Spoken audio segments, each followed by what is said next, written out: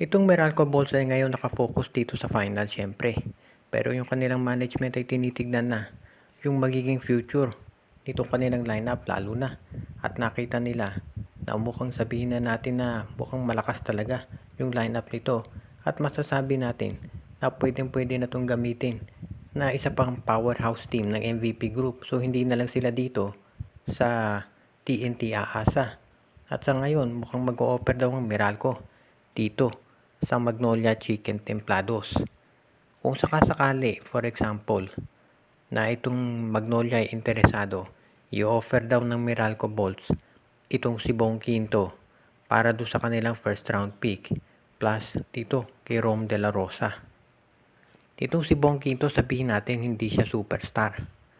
Pero nakita natin kung paano ito mag-contribute at pwedeng-pwede na maging role player para dito sa Magnolia. May 3-point shooting ito plus yung kanya kasing position dito si Bong Quinto ay pwede siyang big guard. Nakita natin kung paano nito pinopostehan yung mga gwardya ng Barangay Ginebra at hindi sila makamatch up. So kung ito si Quinto nasa Magnolia, magkakaroon sila ng bentahe kapag nakaharap nila ang Ginebra for instance. At yung mga nagagawa ni Rom De La Rosa, kaya din gawin ni Quinto ito para sa Magnolia. Yun nga lang, ang sabihin nating catch dito, dapat isama ng Magnolia yung kanilang first round pick para dito. So magiging deal, Rom De La Rosa plus Magnolia first round pick for Bong Quinto. Yan ngayon ang magiging problema dahil syempre Magnolia pinag-iisipan kung ibibigay yung draft pick nila o hindi.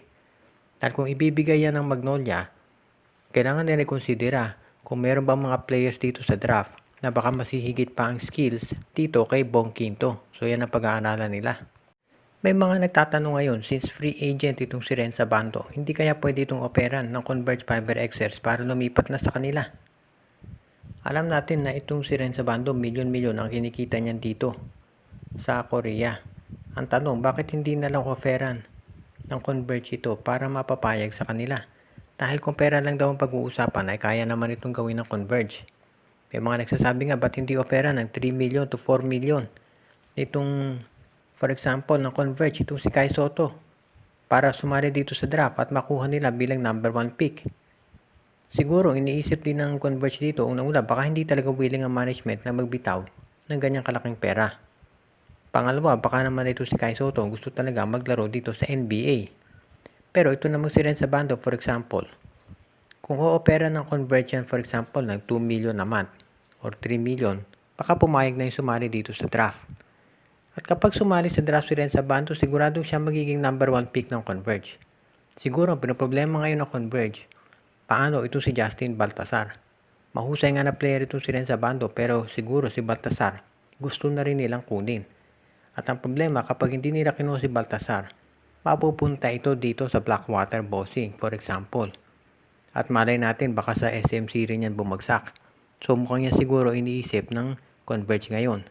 Ang isa pa sigurong dahilan, baka talagang ang management ng Converge ayaw mag-offer ng ganyang kalaking pera para sa isang player.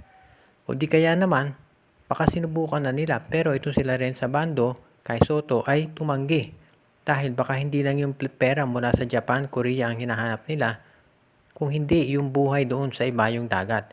Dahil syempre, iba ang lifestyle at ang sabihin na natin quality of life sa South Korea at sa Japan kumpara dito. Baka yan pa isang dahilan kung ba't hindi sila bumabalik.